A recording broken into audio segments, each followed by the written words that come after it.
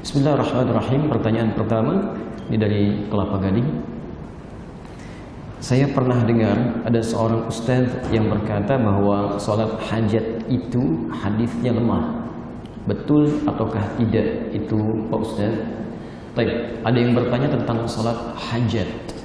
Kita akan coba definisikan dulu ya, supaya kita terbiasa mengetahui dulu persoalan sebelum diberikan landasan hukumnya. Karena tidak mungkin memberikan dalil kalau tidak paham tentang persoalannya. Ini poin pertama yang paling penting kita garis bawahi. Jadi jangan pernah menempatkan satu dalil sebelum kita paham masalahnya, sehingga tidak keliru mengambil dalil untuk persoalan tertentu. Nah, sekarang ada persoalan tentang pertanyaan sholat hajat. Apa itu dulu yang disebut dengan sholat hajat? Bapak Ibu sekalian, ada dua hal yang mesti dibedakan dulu ya.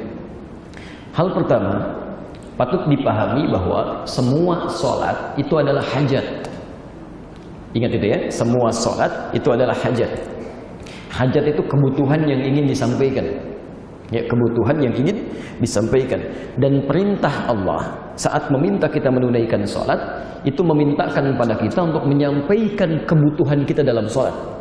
Karena itu secara bahasa, sholat disebut dengan doa. As-salatu hiya doa. Sholat itu adalah doa. Sedangkan doa permohonan seorang hamba kepada Rabbnya tentang hajat kebutuhan yang dia miliki. Dibukalah kemudian perintah sholat di Al-Baqarah ayat ke-45 itu. Posisi paling kanan, di tengah agak sedikit ke bawah. Lihat kalimatnya. Wasta'inu bis-sabri was-salah. Wasta'inu. Saya berulang kali menafsirkan ayat ini. Dan jika Anda memiliki persoalan dalam hidup, punya kebutuhan, ya, maka mohonkanlah solusinya kepada Allah. Satu, bis-sabri, dengan cara sabar dulu menerima persoalannya. Jangan mengeluh, ingat itu ya. Berkali-kali saya sampaikan ini. Kalau sedang punya masalah, bukan Anda aja yang punya masalah, orang lain pun punya masalah.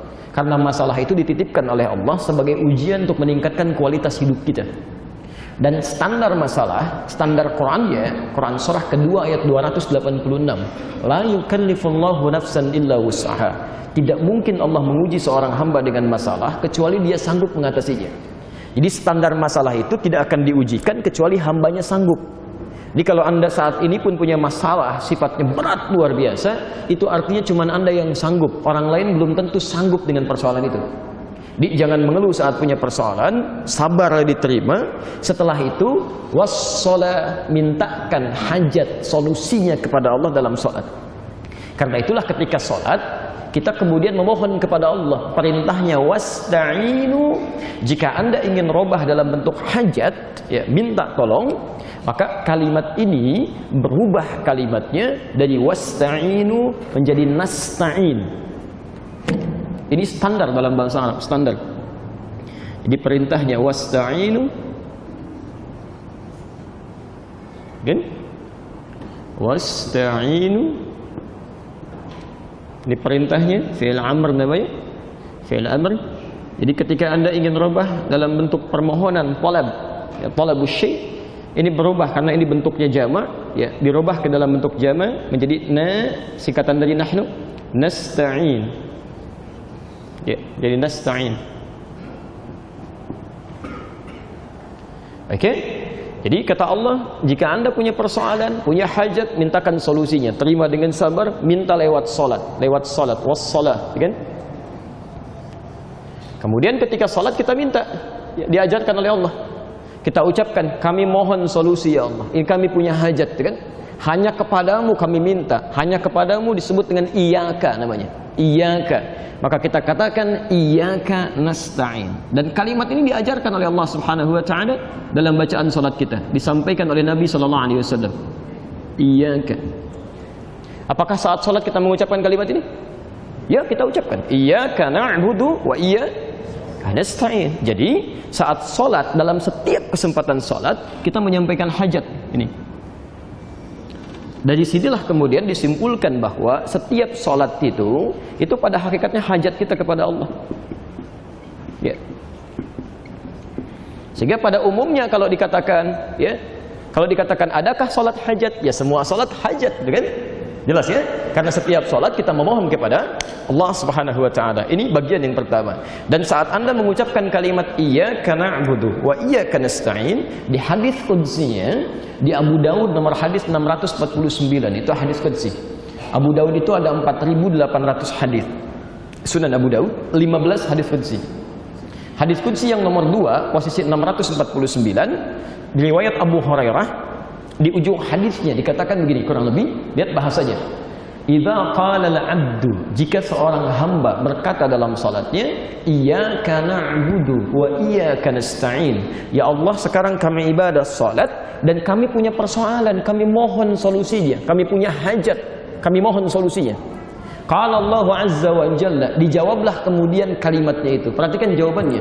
Hadza baini wa baina 'abdi. Ini perjanjian antara aku dengan hambaku. Wa li 'abdi ma sa'al. Dan bila hambaku benar salatnya, apapun yang dia minta sekarang aku akan kabulkan. Aku akan kabulkan. Makanya setelah Anda membaca Al-Fatihah setelah kalimat ini, itu isinya doa semua. Dalam surat itu doa, dalam ruku itu doa, i'tidal itu doa. Bahkan saat i'tidal ditawarkan mau minta apa? Mil'as samawati, sepenuh langit permintaan Anda, wa mil'al ardi, punya permohonan sepenuh bumi, wa ma bainahuma, atau di antara keduanya, wa mil'a ma syi'ta, atau Anda nggak punya masalah tapi saya mau berikan jawabannya. Min syai'in ba'du, dari setiap permohonan yang kita mohonkan. Sujud silahkan minta lagi sebanyak-banyaknya. Duduk di antara dua sujud minta lagi. Rabbighfirli warhamni wajburli, dan seterusnya. Sampai dengan tahiyat akhir pun sebelum salam masih minta juga, minimal 4 permintaan kan? Di hadis Muslim nomor hadis 588. Allahumma inni a'udzubika min 'adzabi jahannam wa min 'adzabil qabri wa min fitnatil mahyi wal mamat wa min syarri fitnatil masiihid dajjal. Jadi semua permintaan. Hajat dunia akhirat. Jelas ya? Baik, jadi bagian pertama kalau disebutkan salat hajat, semua salat itu hajat. Karena itulah kemudian diwajibkan kita sholat minimal 5 kali dalam sehari, yang wajib itu, yang fardu itu 17 rakaat. Itu Allah nggak butuh dengan sholat kita. Jadi semuka langit dan bumi pun tidak sholat kepada Allah, tidak akan menurunkan status Allah sebagai Tuhan. Allah nggak rugi, yang rugi kita. Karena Allah ingin menuntaskan seluruh hajat yang kita miliki. Jadi kalau orang sholatnya benar, subuh punya masalah, zuhur selesai. Selesai. Ya, maaf, zuhur punya masalah, asar tuntas. Karena kaidah salat begitu. Quran surah 65 ayat 2 ujung ayat kedua, ya kan? Sampai di ayat ketiga, bahkan sampai keempat. Wa may yattaqillaha yaj'al lahu makhraja. Setiap orang yang meningkatkan takwa, maka kami berikan keringanan hidupnya, berikan solusi dari setiap persoalan yang dia alami. Wa yarzuqhu min haitsu la yahtasib. Semakin meningkat lagi takwanya, rezekinya kami berikan dari sisi yang bahkan tidak dia duga. Orang nyari rezeki lelahnya luar biasa, orang ini belum berangkat, rezekinya sudah menunggu dia. Ya. Yang ketiga, wa may yattaqillaha yaj'al lahu min amrihi yusra. Semakin meningkat lagi, kami jadikan semua urusannya mudah. Jadi kalau ada orang mudah beraktivitas, bukan berarti nggak punya masalah. Barangkali semakin takwa dia, masalahnya diringankan oleh Allah sebelum dia alami. Bukan nggak punya masalah, bukan tidak punya persoalan. Cuman sebelum dia lakukan, sebelum dia alami, Allah sudah ringankan karena dia berhasil meningkatkan takwanya kepada Allah Subhanahu wa taala. Nah, kalau Anda bertanya bagaimana cara meningkatkan takwa, disebutkan 115 kali dalam Al-Qur'an. Kalimat pertama tentang takwa itu terkait dengan salat. Al-Baqarah ayat kedua sampai 3. Dzalikal kitabu la raiba fihi hudan lil muttaqin. Siapa orang takwa ini? Ayat 3-nya. Alladzina yu'minuna bil ghaib wa yuqimunas shalah, yang sempurna salatnya. Jadi kalau salatnya benar, baik ditunaikan, maka selesai persoalan. Makanya mohon maaf, urusan salat ini Nabi begitu ketat, Pak, Bu ya. Persoalan salat Nabi sangat ketat. Anda salah sedikit saja itu diminta diulangi. Bukan cuma kita tuh. Saya sering katakan hadis ini di Al-Bukhari nomor hadis 751, 757, dan hadis Muslim nomor hadis 397. Babnya babul musyi fi shalah, bab tentang orang yang salatnya bermasalah. Qila bima ma'na ja'a rajulun ila Nabi sallallahu alaihi wasallam. Datang seorang laki pada Nabi sallallahu alaihi wasallam, namanya Khalad Az-Zuraiqi, kan? Kemudian fadakhala ila Masjidin Nabawi, masuk ke Masjid Nabi, fa shalla bi jambin Nabi, salat di samping Nabi. Setelah tuntas salatnya, falamma sallama yaminan wa shimala, setelah salam ke kanan dan ke kiri, faqala lahu Nabi sallallahu alaihi wasallam. Nabi sallallahu alaihi wasallam langsung berkata pada orang ini, "Shalli fa innaka lam tusalli." Anda silahkan sholat lagi karena Anda belum sholat. Padahal sudah salam. Fa'ada sholatahu 3 marat, maka diulangi sholatnya sampai 3 kali. Faqala lahu Nabi sallallahu alaihi wasallam mithla ma kana. Tapi Nabi tetap mengulang kalimat yang sama. Shalli fa innaka lam tusalli. Anda sholat lagi karena Anda belum sholat. Kemudian dia berkata, ya Rasulullah, ma uhsinu ghairah. Ya Rasulullah, saya tidak bisa lebih baik lagi daripada ini. Alimni, tolong ajarkan saya. Maka diajarkanlah oleh Nabi, lihat kalimatnya, idza qumta ila shalah asbaghul wudu. Kalau salat kamu ingin sempurna, perbaiki dulu wudunya. Begini cara menyempurnakannya. Diajarkan dari awal sampai akhir. Tsumma istaqbilil qiblah, menghadap ke kiblat. Begini caranya. Tsumma fakabbir, kemudian bertakbir. Dari takbir sampai salam. Setelah tuntas pelajaran itu, kita mendengar kalimat sampai hari ini. Di Al-Bukhari nomor hadis 651. Sallu kama ra'aitumuni usolli. Salatlah kalian persis seperti melihat saya salat. Dilihat dulu Nabi salat, baru dari situ kita praktekkan. Ya, kenapa sampai seketat itu? Ya, mohon maaf, Nabi tidak butuh dengan salat kita, tapi Nabi menginginkan dengan salat yang benar, semua hajat kita bisa dituntaskan oleh Allah Subhanahu wa taala. Jelas di sini? Nah, sekarang muncul persoalan kedua. Ini ada orang punya masalah subuh nih, ya, sampai dengan zuhur. Sedangkan dia tidak bisa menunda. Jadi ada persoalan yang bisa dimohonkan dalam doa biasa di luar salat. Ada persoalan yang saat salat dituntaskan oleh Allah. Ada persoalan yang saat ada persoalan kita bisa berdoa langsung minta. Ud'u rabbakum tadarruan wa khifatan dunal jahri, ya, wa khifatan dunal jahri. Quran surah ke-7 ayat 204. Kalau punya persoalan, ayo mintakan kepada Allah, sebut namanya Al-Asmaul Husna. Ya, bahkan di Quran surah 17 itu dari ayat yang 111, ya, ayat yang terakhir, 2 ayat sebelum akhir, itu jelas disebutkan. Qulid'ullaha awid ar-Rahman ayyamma tad'u falahul asmaul husna. Setiap punya masalah, cepat-cepat sebut nama Allah, berdoa. Berdoa. Sebut namanya. Kalau paham betul, cari nama yang sesuai dengan kebutuhan kita. Allah sudah sediakan nama-nama indah terbaik yang sesuai dengan kebutuhan kita. Misal, kita punya masalah, sebut namanya Ya Al-Fattah. Rizki, sebut Ya Razzaq. Ada orang iseng, ya, misal menjelek-jelekan kita, fitnah dan sebagainya, sebut Ya Al-Jabbar, minta perlindungan. Ada masalah luar biasa, sebut Ya Sabr. Ya. Tapi nggak usah disebutkan semuanya, ya. Kadang saya suka dengar para ibu terutama disebut semua namanya, ya Allah, ya Rahman, ya Rahim, ya Malik, ya Kudus, ya semuanya. Ya antum tadinya nggak butuh jadi dikasih, jadi repot tuh kan. Nggak punya masalah sebut Ya Sabar, akhirnya dikasih masalah. Sudah diberikan mengeluh lagi kan. Dicari salah satu yang sesuai dengan kebutuhan aja. Cari salah satu, ya Allah, ya Al-Fattah, ya Allah, ya Kudus, ya Allah, ya seterusnya. Baik, itu di luar salat. Nah, sekarang bagaimana kalau ada masalah-masalah yang sifatnya sangat serius? Yang kebanyakan orang mengatakan ini nggak mungkin nih, nggak mungkin sembuh nih, nggak bisa ini mustahil. Jadi semua sudah angkat tangan. Sedangkan persoalan itu sifatnya mendesak, ya, tidak bisa menunggu waktu sholat berikutnya karena persoalan tertentu. Ya, taib. Dari sinilah kemudian ada dua hadis yang dari dua hadis ini kemudian ulama berbeda pendapat dalam menilainya. Hadis ini berbicara tentang sholat yang khusus ditunaikan di luar waktu-waktu yang telah ditetapkan. Bukan yang fardu tadi. Dan bukan sholat sunnah biasa. Bukan syuruk, bukan duha, bukan rawatib. Tapi satu sholat yang dikhususkan, dikerjakan, alhamdulillah, ketika terdapat persoalan tertentu yang sangat urgen, yang makhluk sudah mengatakan ini tidak mungkin, atau bukan urusan makhluk lagi. Maka dari sini kemudian diistilahkan dengan sholat hajat dalam pembahasan fikih. Bukan sholat yang pertama tadi. Jelas di sini? Nah, pembahasan ini sebetulnya ada di satu kitab yang sama. Cuma beda satu nomor. Sebentar. Di At-Tirmidzi. Di At-Tirmidzi.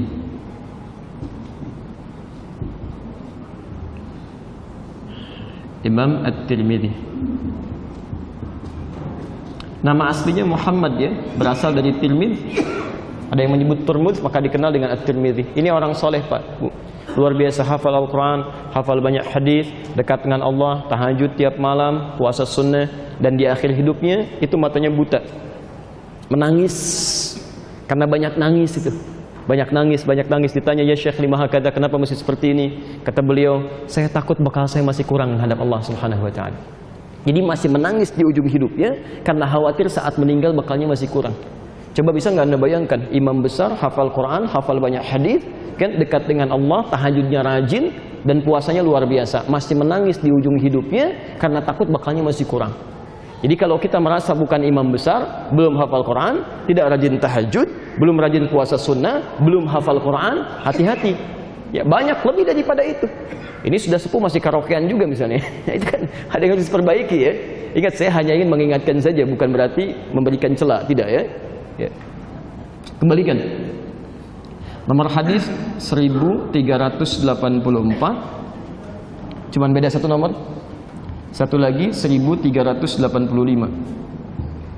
Yang ini riwayatnya dari Abdurrahman bin Abi Aufa.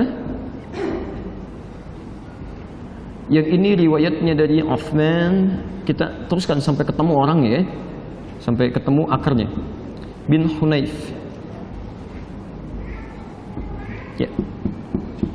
Jangan berargumentasi kalau kita tidak paham tentang akar masalah. Kita temukan dulu persoalannya, baru kemudian kita lihat hadisnya. Baik, Bapak dan Ibu sekalian, teman-teman, hadis yang pertama, yang nomor hadis 1384, diriwayatkan seperti saya tuliskan dari Abdurrahman bin Abi Aufa. Ini yang dipersoalkan hadisnya, karena hadisnya sangat lemah sekali. Bukan cuma dhaif, tapi dhaif jiddan. Dhaif jiddan. Mengajarkan doa dari Rasulullah SAW, ketika Anda punya masalah, punya hajat, ya, maka berwudulah, tunaikan salat, kemudian Anda mohon kepada Allah, ya Alimul Hakim, dan seterusnya hadis. Ya, di sini dinilai oleh para ulama, bahkan Imam Al-Bukhari menyebut hadis ini dengan munkarul hadis. Ya, munkarul hadis. Jadi Abdurrahman bin Abi Aufa ini dinilai oleh Imam Al-Bukhari dengan munkarul hadis. Hadis munkar itu, hadis munkar adalah hadis yang diriwayatkan oleh orang-orang yang pribadinya bermasalah. Isinya belum tentu salah kalimat hadisnya, cuman orangnya bermasalah. Karena orangnya bermasalah, maka hadis itu cenderung diingkari, tidak diambil. Awas, khawatir menjadi celah nantinya. Karena segala sesuatu yang berasal dari Nabi mesti dijaga, termasuk perilaku orang yang meriwayatkannya. Ini yang kehati-hatian termasuk yang sangat ketat dalam Islam. Di konsep agama lain nggak ada, sangat ketat. Dan yang paling ketat menerapkan ini Imam Al-Bukhari. Imam Al-Bukhari itu pernah beliau jalan kaki untuk mendapatkan hadis.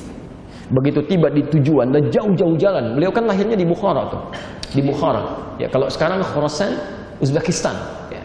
Itu kalau cari hadis sampai jalan ke Irak, sampai ke Madinah, sampai ke Mekah, sampai ke Mesir. Anda bayangkan, jalan kaki Pak, Bu. Ya. Dan kendaraannya terbatas. Yang ada pada saat itu paling unta, ya, keledai, kuda, itu pun kalau punya uang. Kalau enggak ya jalan. Ya. Apa yang terjadi?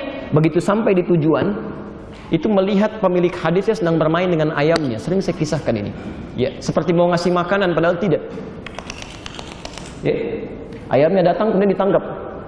Ketika dilihat seperti itu langsung berbalik Imam Al-Bukhari. Tetangganya bertanya, "Ya Syekh, lima ta'ud? Syekh sudah jauh-jauh ke sini, kenapa balik lagi?" Kata Al-Bukhari, kalau pada ayam saja berdusta, maka bagaimana dengan Rasulullah SAW? Dengan hadis Rasulullah SAW. Karena itu hadis beliau ditempatkan di urutan pertama. Ya, saking ketatnya. Dan kalau kata Imam Al-Bukhari sudah munkarul hadis, hadis yang munkar, maka beliau tidak akan ambil. Yang pertama ini, karena hadisnya sangat dhaif, bahkan disebut dengan munkarul hadis, maka para ulama tidak mengambil dia. Ini bagian pertama. Nah, hadis yang nomor 2, ini yang unik. Nomor 1385 masih di At-Tirmidzi, diriwayatkan dari Uthman bin Hunayf radhiyallahu ta'ala anhu. Tapi yang kedua ini hadisnya dikisahkan bima makna qila ja'a rajulun dharir ila Nabi sallallahu alaihi wasallam. Datang seorang laki-laki yang tidak bisa melihat, buta, pada Nabi sallallahu alaihi wasallam. Dia berkata, "Ya Rasulullah, doakan saya untuk sembuh. Doakan saya supaya sembuh." Kata Nabi, "Maukah engkau aku tangguhkan itu sampai di akhirat dan itu lebih baik, atau aku doakan sekarang?" Jadi maksud Nabi, dalam keadaan engkau tidak melihat sekarang, itu lebih bagus untuk akhiratmu daripada engkau melihat. Bapak Ibu pilih mana? Bisa melihat atau nggak bisa melihat? Lihat bahasa Nabi ya. Untuk orang ini Nabi katakan, kamu diuji oleh Allah tidak bisa melihat. Bukankah dengan tidak bisa melihat, nggak bisa lihat maksiat? Nggak bisa lihat tayangan-tayangan yang tidak baik, gambar-gambar yang tidak elok, gitu kan? Nggak bisa melihat yang awas, yang dilarang oleh Allah Subhanahu wa Ta'ala. Dibandingkan dengan kamu saat ini mau melihat tapi berpotensi banyak maksiat lagi. Ayo pilih mana? Tidak bisa melihat terjaga dari maksiat, atau bisa melihat tapi berpotensi banyak maksiat. Pilih mana? Dan tidak ada pilihan ketiga dan tidak boleh maksa. Yang paling bagus ya bisa lihat tidak maksiat kan? Bisa lihat tidak maksiat. Makanya kaidah Quran mengatakan yang ketiga itu yang pertama. Yang ketiga, Quran surah ke-24 ayat 30 untuk laki-laki, ayat 31 untuk perempuan. Ya. Wa qul lil mu'minina yaghuddu min absarihim. Katakan pada pria-pria beriman, jaga pandangannya. Ya. Ghaddul basar itu lihat yang baik-baik. Kalau yang tidak baik menurut Allah cepat palingkan. Jadi fungsi mata kita kalau masih bisa melihat, lihat yang baik-baik aja. Ya, lihat orang sholat, ada kebaikan. Ketika kita melihat orang sholat tergerak untuk sholat, ada pahala di situ. Lihat mushaf, ada pahala di situ. Masya Allah. Apalagi kalau sudah suami istri itu, ya jalan melihat kebaikan di istrinya, melihat kebaikan di suami, ada pahala di situ. Ya, ada banyak pahala kebaikan. Lihat anak, kemudian muncul kasih sayang, muncul doa, ada pahala di situ. Jadi sebetulnya kalau Anda bisa melihat yang baik-baik, kenapa lihat yang tidak baik? Cuman untuk orang tadi, ya, karena Nabi memahami keadaannya, ya, dengan berita dari Allah Subhanahu wa taala, tapi berupa tawaran. Kamu ingin ditangguhkan sampai di akhirat, bisa lihat lagi dalam kebaikan, kan? Atau ingin sekarang, tapi Nabi tidak mengatakan kalau lihat kamu berpotensi maksiat, tidak. Ya, itu bagian penafsiran tadi. Tapi orang itu memilih da'hu. Doakan aja sekarang. Jadi dia memilih untuk melihat. Yang dengan itu dia coba jaga supaya penglihatannya diarahkan pada yang baik-baik. Seperti antum dari pilih yang ketiga. Baik ya? Maka apa yang terjadi? Nabi mengatakan, "Faliyatawadda", ambil wudu. Ambil wudu. Kemudian setelah dia berwudu, diminta falyuhsinus shalah. Kamu coba ambil wudu, tunaikan salat 2 rakaat, baguskan salatmu. Maka dibimbing doanya oleh Nabi sallallahu alaihi wasallam, diajarkan, ya. Ya Nabi ya rahmah, ya, wahai ya Allah, atas Nabi yang penuh dengan rahmat ini, mohon jadikan syafaatnya untukku, asyini bi syafaati, sembuhkan aku dengan syafaat Nabi Muhammad sallallahu alaihi wasallam. Maksudnya dengan doa dan arahannya tadi. Maka apa yang terjadi setelah dia menunaikan salat itu, dengan izin Allah Subhanahu wa taala, sembuh matanya sekalipun divonis permanen buta pada saat itu. Baik, hadisnya sahih. Hadisnya sahih. Jadi di sini ada 2 hadis berbeda dengan kisah yang berbeda. Yang satu dhaif, bahkan dhaifnya mungkarul hadis, yang kedua statusnya sahih, dan tidak sedikit para ulama hadis kemudian menilai itu sebagai hadis yang sahih pada hadis yang kedua ini. Dari sinilah kemudian ulama berbeda pendapat. Ada satu yang tetap mempertahankan hadis yang pertama. Saya ingin mendahulukan hadis yang tidak sahih dulu sebagai kehati-hatian. Oke? Dari sini mereka berpandangan tidak mempraktikkan salat hajat sekalipun khusus di waktu yang luar. Jadi mereka tidak mempraktikkan, hanya menunggu waktu salat biasa saja, dan kalau punya hajat bermohon pada Allah Subhanahu wa taala dengan doanya, tidak dengan salatnya. Sedangkan yang kedua memahami karena hadisnya ada, jadi disimpulkan kalau ada masalah yang cukup dengan berdoa biasa, tidak perlu salat. Kalau masalahnya biasa menunggu waktu salat, sampaikan. Tapi kalau pada persoalan yang sifatnya sangat khusus, orang mengatakan mustahil, ada yang dioperasi, dokternya mengatakan ini nggak bisa nih, nggak mungkin, ya, sembuhnya cuma peluangnya 5% saja misal, dan sebagainya, gitu kan? Dalam konteks ini, maka hadis yang kedua dipandang berlaku untuk menunaikan salat 2 rakaat, kemudian bermohon kepada Allah Subhanahu wa taala dengan doa yang pernah diajarkan oleh Nabi sallallahu alaihi wasallam di hadis itu. Itu dipandang oleh ulama kedua-duanya punya argumentasi masing-masing, dipandang kuat. Yang paling menarik, Imam Al-Bukhari pun yang menolak hadis yang pertama ternyata mempraktikkan hadis yang kedua. Jadi beliau menulis hadis Al-Bukhari itu yang jadi kitab sekarang selama 16 tahun, ditulis di Mekah sebagian, di Madinah sebagian. Setiap akan menulis satu hadis, beliau salat dulu 2 rakaat. Memohon kepada Allah Subhanahu wa taala diberi petunjuk. Jika hatinya tenang, kemudian diteruskan menulis. Jika hatinya masih gelisah, beliau tidak akan pernah tuliskan hadisnya. Sampai Masya Allah bermimpi dengan Rasulullah Sallallahu Alaihi Wasallam. Ya, bermimpi dengan Rasulullah Sallallahu Alaihi Wasallam. Kata beliau, inilah yang akan menjadi hujjah, maksudnya alasan antara aku dengan Allah Subhanahu Wa Taala di akhirat nanti. Kalau ditanya apa hasil ikhtiar kamu sampai berani mencantumkan hadis di sini, maka beliau menjawab, ya Allah, bukankah aku telah menunaikan salat, bermohon, minta petunjuk sampai memasukkan hadis ini di dalam bukuku. Itu kurang lebih jabaran makna yang disampaikan dari sini. Nah, jadi dari 2 hal ini silahkan Anda tinggal memilih. Ya, kalau misalnya Anda ingin praktekkan, ya itu berdasarkan keterangan hadis tadi, Imam Al-Bukhari pernah mengerjakan, tapi pada hal yang sangat khusus saja. Tapi kalau dipandang cukup dengan menunaikan salat dan berdoa, itu pun tidak ada persoalan di sini. Yang salah yang tidak mau berdoa saat dia kemudian punya masalah. Itu dianggap orang sombong oleh Al-Quran. Innal ladzina yastakbiruna an ibadati, sungguh orang-orang yang sombong tidak mau berdoa kepadaku saat punya masalah, aku akan tenggelamkan dia di dasar neraka jahanam. Kalau kamu berdoa, dia nggak butuh kan? Ya. Jelas? Baik.